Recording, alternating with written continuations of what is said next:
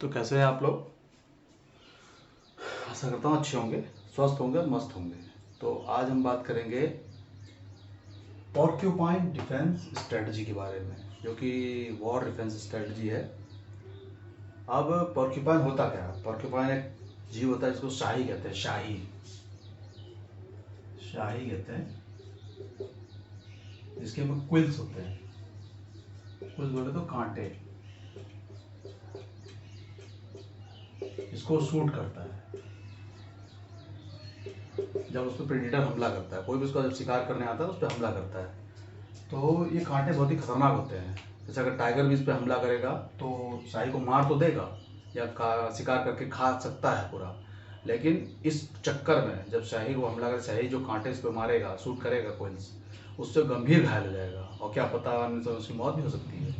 तो ये है आपका पॉर्क्यूपाइन का डिफेंस स्ट्रेटजी। तो इस स्ट्रेटजी को अगर हम वॉरफेयर में देखें, वॉरफेयर में इसको स्टार्ट किया था, फेस किया था कब? 2008 में। किसने? यूएस नेवल वॉर कॉलेज के प्रोफेसर थे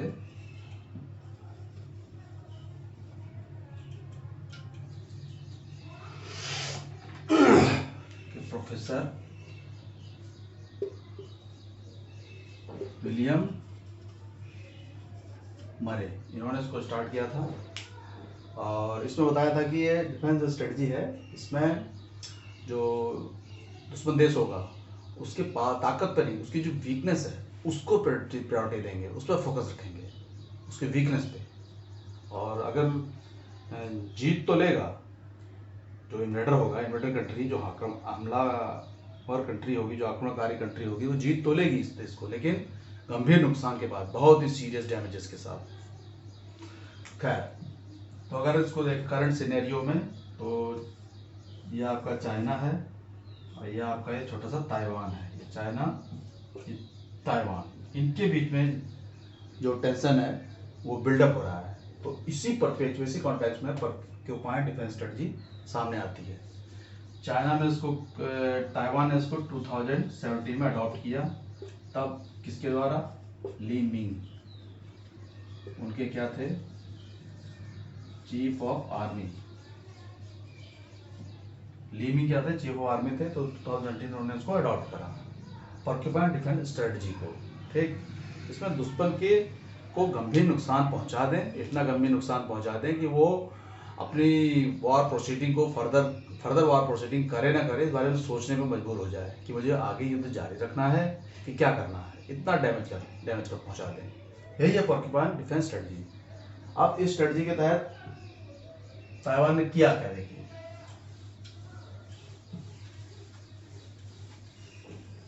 ताइवान ने किया क्या? हैवी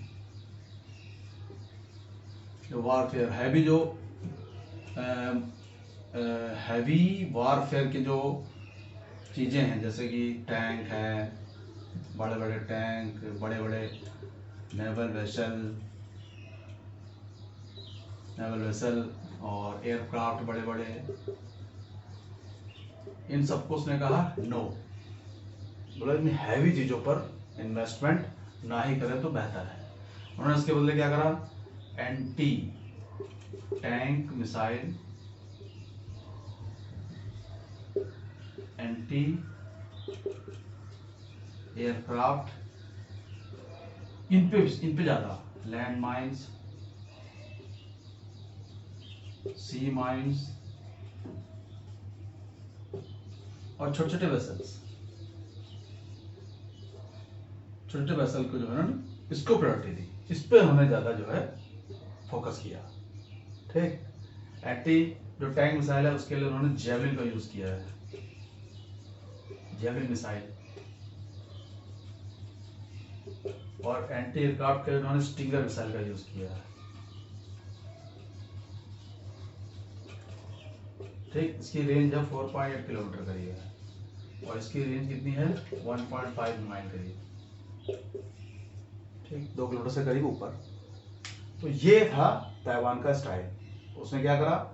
हैवी जो मशीनरी, हैवी वॉर के युद्ध की जो सामग्रियां होती हैं, बड़े बड़े टैंक, बड़े बड़े का, उनको नो बोला, उसमें इन्वेस्ट नहीं किया। छोटे छोटे पोर्टेबल जो आराम से कंसील हो सकें, जो आराम से ले जाया जा सके, ट्रांसपोर्ट किया जा सके, छोटी छोटी चीज़ें, इन सब पे ज़्यादा इन्वेस्ट किया ताकि उसको नुकसान पहुंचाना है। उसको मालूम है कि मैं बड़े जो कंट्री अगर हम पे हमला करेगी तो जीत तो पाएंगे नहीं, तो उनकी जीत को हम लंबा कर दें, मतलब उनकी जीतने को जो समय टाइम पीरियड है उसको हम बढ़ा दें और इस बढ़े हुए टाइम पीरियड में हम उनको गंभीर नुकसान पहुंचा सकें, यही इनकी स्ट्रेटजी है। ठीक, तो अब आगे देखते हैं पोर्क्यूपाइन जो स्ट्रेटजी है उसमें क्या है। 3 लेयर है डिफेंस के, 3 लेयर। ठीक, पहला लेयर इसमें वो सी माइंस का यूज करेंगे। सी माइंस, भाई ये चाइना है और ये ताइवान है, ये चाइना है। भाई चाइना अगर अपनी मशीनरी को, बहुत सारी बड़ी बड़ी युद्ध सामग्री को, फूड सप्लाईज को, मेडिसिन को, सैनिकों को, इन सबको ले जाएगा तो सी के रास्ते ले जाएगा, क्योंकि एयर ट्रांसपोर्ट के द्वारा ले जाने की एक लिमिटेशन है, इतना तंजा कैरी नहीं कर पाएंगे, तो सी के थ्रू ही ले जाएगा। तो सबसे पहले वो सी माइंस का यूज़ करेंगे और छोटे छोटे बोट का यूज़ करेंगे, अटैकिंग बोट, उसके थोड़ा मिसाइल्स वगैरह का, ताकि उनको नुकसान पहुंचाया जा सके। ठीक, सेकंड लेयर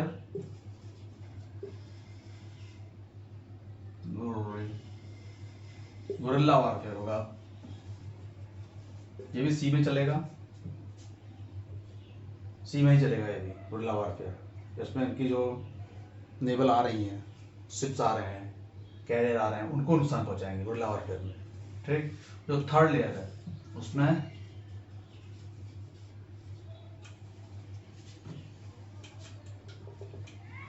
देखिए लैंडस्केप और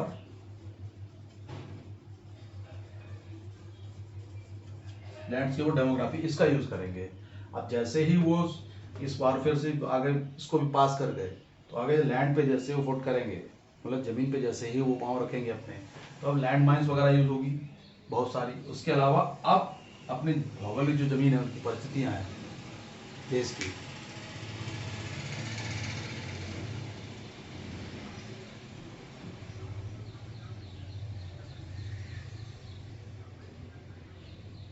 जैसे ही वो इसको पास करेंगे, अब वो जमीन पे जैसे पहुंचेंगे तो लैंड माइंस वगैरह का यूज होगा। और अपनी भौगोलिक जो परिस्थितियां हैं, पहाड़ नदी नाले, पहाड़ नदी नाले वगैरह, पठार वगैरह, इनका यूज करेंगे।